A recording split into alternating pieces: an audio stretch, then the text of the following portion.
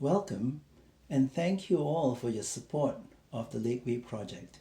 I'm personally excited about the LakeWay Project because this is a once-in-a-generation opportunity to transform what is essentially Madison's front door. And for the first time ever, we will truly connect the isthmus to Lake Monona. My wife Rachel and I are outdoor enthusiasts, and we love hiking, biking, kayaking, and skiing in Madison's scenic Four Lakes region all year round. And with the Lakeway, I'm really looking forward to being able to kayak right up to Madison's front door. Now, the Madison LakeWay Project is all about placemaking.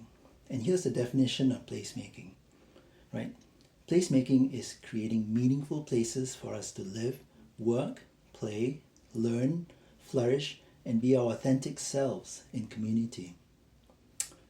And there are 8 key themes of placemaking. And what is so great about the LakeWay Project is that it meets all 8 themes. Number 1, the LakeWay Project is about connection to the land. We are reminded that the land does not belong to us. We belong to the land. The Lakeway is about storytelling and conversation, telling the story of this special place we call Madison, the Four Lakes region. And Ho Chunk Gra means people of the sacred voice, and we have a lot to learn from the Ho Chunk people about storytelling. The Lakeway is about mutuality and community, where we come together, where we welcome each other in community, where we do life together. The Lakeway is about inclusive design and access. Okay, so it's a both-and proposition. We welcome people for whom the idea of great placemaking is quiet contemplation, but also people whose idea of great placemaking is loud celebration. The Lakeway Project is about celebration and hospitality. The Lakeway is about creativity and artistic expression. And the Lakeway is about year-round access and use in Madison's true 4-season climate. And finally, the Lakeway is about learning and innovation. Just like the UW Arboretum Curtis Prairie, which is the world's very first restored prairie. These are places of research, education, and conservation. And what's great about 21st century placemaking, it's science-based. And the Madison LakeWay skyline, you can look in this photograph, it's all about environmental education, creating a shoreline habitat, educating us about how we can actually be more responsible and how we can be a part of the ecosystem of these lakes. So let's place this project in its historical and cultural context. The Madison Four Lakes region, otherwise known as Tejok in Ho Chunk, has been the ancestral homeland for the Ho Chunk Nation for the past thousands of years. And I love this map here. It shows all the Ho Chunk settlements, mounds, and trails on the isthmus from about 1920.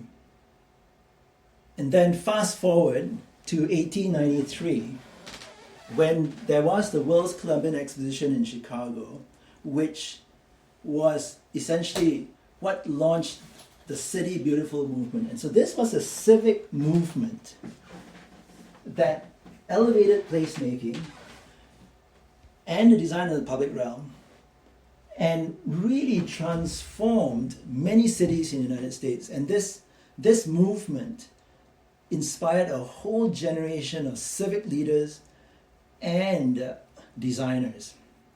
So here are a few examples. So here's Boston's Emerald Necklace from 1894. So that's just 1 year after the World's Columbian Expedition. And you can see this is a plan for it that Frederick Law Olmsted did of the Boston's Emerald Necklace. And it's a chain of parks that are linked by parkways and waterways that winds right through Boston. And it's become a really defining aspect of the public realm of Boston over the years. And this is what it looks like today. So you can see it's virtually the same. And so this illustrates the importance of having a vision and a master plan, because it guides the development and it guides the creation of public space, the creation of the public realm, and placemaking over the long term. Another example closer to home here. This is the plan of Chicago, 1909, by Daniel Burnham. You can recognize certain aspects of it even today. There's Grant Park over on the upper right there, and then the park that just comes south of that along the water. And this vision, Burnham had this vision of a waterfront that belongs to all the people. And this is a map of what it's today. Again, the importance of having a vision and a master plan to guide development for the future.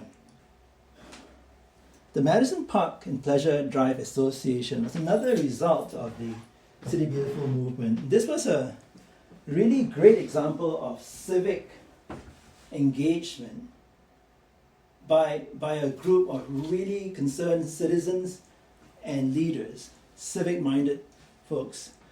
And basically, they came together and created Madison's own Emerald Necklace, connecting parks, a place where people could drive and could enjoy Madison. And this group of folks, okay, they were active in 1892 and 1938. 1938, their role was taken over by the Madison Parks Department. But one of the things they did, one of the most transformative things they did, was they invited John Olin to create a master plan for Madison in 1910. And the rest is history. You can look here, right? It's essentially what Madison is today. Most of the major public spaces in Madison you can recognize here. That's the Capitol, that's the UW campus, that's the Arboretum, Tenney Park. So again, importance for a vision and importance of a master plan. So every great city has a main sequence of public spaces. And this is Madison's main sequence. Okay, you go from the Union Terrace up here to State Street, then to the Capitol, down Martin Luther King Boulevard to Monona Terrace.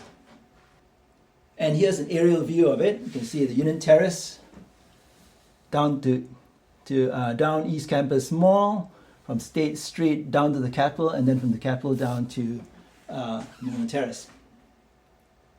So one of the unique things about the Madison Isthmus is that the isthmus, urban fabric of the Isthmus of Madison has pretty good access to the lake on the Lake Monona side.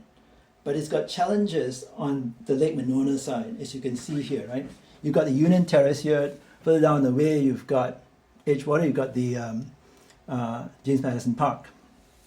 But on the Lake Monona side, you've got Monona Terrace. And Monona Terrace, you can't touch the water when you're at Monona Terrace. Okay, you're elevated up, you look down on the water. So this is one of the challenges in terms of access to the lake from the isthmus on the Lake Monona side. So this illustrates that. Okay, we all know the Memorial Union Terrace, right? This is where we take everyone who comes from out of town and you want to show them Madison. You can see, you can get down to the water, and this is the similar view at Monona Terrace. There's some challenges. And here's, on this side, this is John Nolan's plan for Madison. He envisioned a boulevard going down to a terrace where you could run down to the water. And what happened with Monona Terrace is they placed an object where a space should have been. So what's great about the LakeWay Project is that it begins to really solve this challenge of the isthmus, how the isthmus meets Lake Monona. So right here you have Hamilton Street, the axis of Hamilton Street, carrying right down through to the lake at the Lake Lounge, and then there's King Street going right down there to the Log Park Ledge. So it begins to kind of connect the downtown Madison urban fabric to the lake, which is amazing. Now there's, I want to talk about a really local, current example of how the importance of a vision and a master plan to guide future development. This is the East Campus Mall that It's virtually the only connection north-south in Madison from Lake Monona down across the isthmus. This is an existing aerial in 2005. And in 2005, there's a UW master plan that created the vision for East Campus Mall. You can see. And then this is today, where you have Alumni Park, Library Mall, and all the way across, and you can see it. And it's as we speak right now, we've got completion of Bayview and the Triangle neighborhood, and we've got the opportunity then to really complete the loop for Madison sequence of public spaces, right? You've got the Union Terrace State Street Capitol here, East Campus Mall coming through in Brenham Park, and then with the LakeWay Project, we've got this loop happening right there. And Al will talk a little bit more about how the LakeWay Project will also connect to places south of us. Now, I want to end with a few inspiring and transformative examples for us. And as I thought through what to pick, I was thinking, okay, Madison has a winter, so I picked examples that were northern climate, but also examples of cities and projects which had obviously something to do with the water. So I'll start with Stockholm. Stockholm, like Madison, has a strong relationship to the water. It sits on an archipelago of hundreds, thousands of islands. And Stockholm, unlike many cities in the United States, Stockholm has always had a very successful relationship with its waterfront. And historically, as well as currently, there's Hammarby-Sjöstad, which is a current, very brand new neighborhood where they restored a former industrial part of town into a really vibrant residential place. And here's the waterfront here, going from left to right. There's Norrmalmsstrand Strand, and all the way down to the Stockholm City Hall, which is right in the water. Next one here is closer to home. It's the Chicago Riverwalk. And this project, I really recommend you go and visit it if you haven't, has been totally transformative to the downtown of Chicago. It's become like the place to go for people in Chicago. Here's the Marina Plaza where you can walk right down to the water, much like the Lakeway Lounge, rendering on the lower right. And then you can rent kayaks, and there's integrated lighting that integrated into the design of the project. And then there's the River Theatre, and I just love this. This a place for people to hang out, and they even more recently they had an orchestra and a choir on a boat in the river, and you had like the whole place became like an amphitheater where people sat and enjoyed that performance. And that's exactly what it's going to be like at the Lakeway Ledge, okay, on the Lakeway Project. And the Chicago Riverwalk also includes the jetty area where there are fish hotels. And this will be very related to what will be happening at the Lakeway Shoreline Habitat, where, like I mentioned earlier, it's a science-based thing. It teaches us about how we can better relate to our lakes. And I'll close with the Seattle Waterfront Park.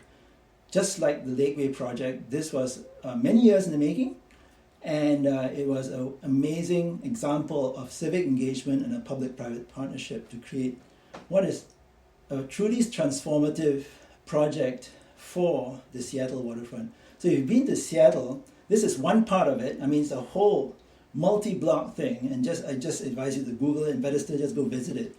There's the Overlook Walk, and you know where Pike Place is? This connects Pike Place to the waterfront, and you can see these images look very similar to what some of the images the renderings that we've done for the Lakeway Project. So this gives you a really real-life example of what the Lakeway Project will be like when it's completed. So I'll just finish this quote. Society grows great when people plant trees whose shade they know they shall never sit in.